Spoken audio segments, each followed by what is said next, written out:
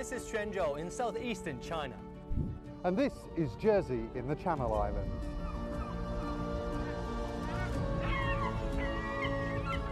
For centuries, Quanzhou has been one of China's greatest ports from where full ships of all sizes set sail, taking China's silk tea and other precious cargo to the rest of the world. I'll discover this iconic vessel's illustrious past. Here in Europe, it's all hands on deck as I set sail on a full-size replica of the iconic, now Victoria, the first ship to ever circumnavigate the globe. Right, I'm not really sure about this. It's really quite choppy out here. Welcome to Crossing Cultures. Join us as we explore the ancient ties that bind both China and Europe.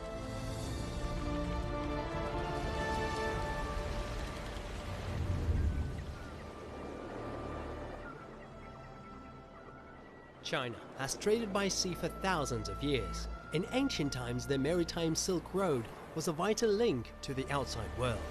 But shipping goods, notably heavy cargo like ceramics, could be a hazardous undertaking. To reduce the risk, Chinese shipbuilders came up with an ingenious solution: the full ship. These vessels were revolutionary as they incorporated watertight bulkhead technology for the first time. The innovation would enable Chinese ships to withstand the fiercest storms and roughest seas. 这个是舱盖，水密格栅起了什么作用？就是我们的一个横向板嘛，起了加固稳定作用。然后水密格栅下面有堵水孔，堵水孔，为什么？他们别的地方漏水都会漏到这个船舱来，然后我们对这个船舱来抽掉水。比我想象的大。 Archaeological evidence shows merchant ships from as early as the Song dynasty between the 10th and 13th centuries were using bulkheads. Partitioning the hull in this way is still done today. It prevents the ship from being completely flooded in the event of an accident. It also facilitates storage and crucially prevents cargo from shifting. 我们这个祖先他们生长在这个我们的福建的这个沿海海边，靠海生活，靠海戏海嘛，那肯定就要研究这个船了。好像我们以前最早需要橡皮花哦，还有这个独木舟哦，铺船就是最适应于这个远洋。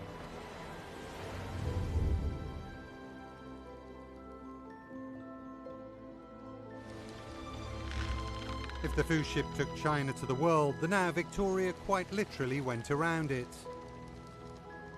In 1519, Portuguese explorer Ferdinand Magellan embarked on arguably the greatest sea voyage ever undertaken.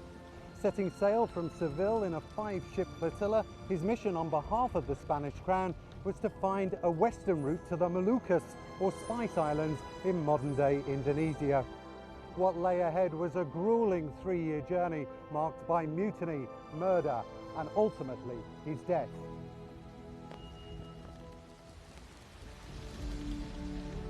This time, thankfully, our quest is much shorter.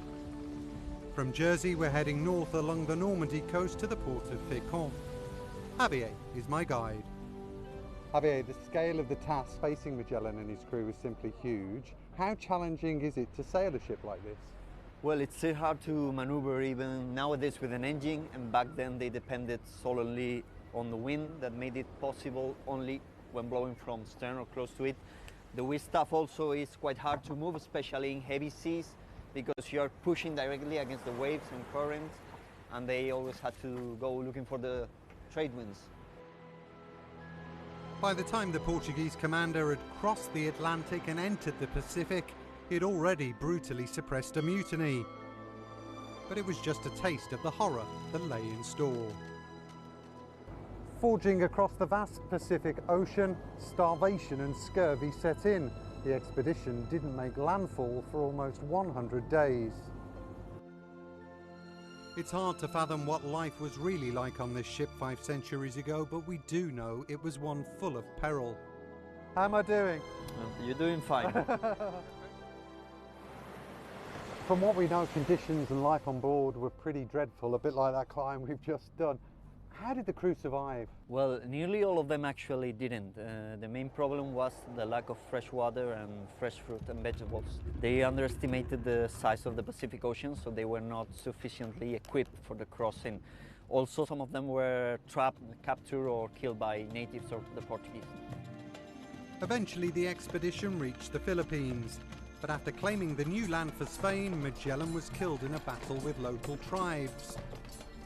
The survivors, led by Basque Juan Sebastian Elcano, carried on.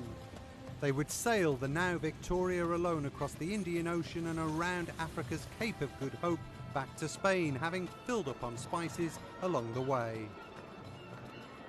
History seems to have overlooked Elcano, but it was actually him that circumnavigated the globe, wasn't it? Yes, and it's funny because he was not even a captain at the beginning of the expedition, and he took part in a mutiny against Magellan. He got promoted later on as a result of the crew decreasing.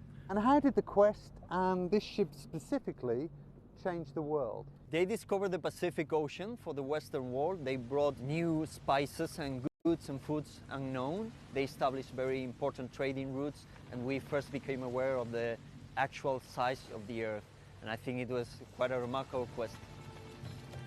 Of the 250 men or so that originally set sail, only 18 in the now Victoria, the sole remaining ship, returned. But they had proved our world was one, setting the stage for globalism.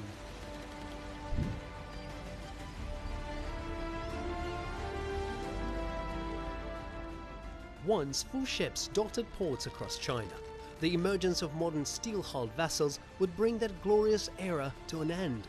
But in 2020, Lin Peizong put together a team to build a full-scale replica of this mythical ship from the time of the Ming Dynasty between the 14th and 17th centuries.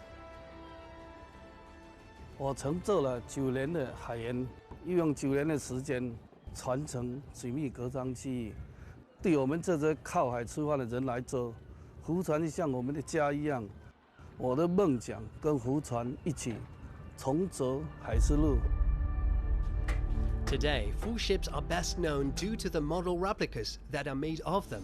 Zhang Guohui is a master of this ancient and rare craft. 它叫福船，只是因为它是在福建造的嘛。有的人说啊，我们福建人到其他地方去，哦，你们福建人比较有福气。这个造这个船呢，有一点这个很吉祥的。For now, it's goodbye from me, from the deck of this wooden ship. So there you go, a snapshot of Europe's and China's maritime past. That's it for this episode of Crossing Cultures. Thanks for watching.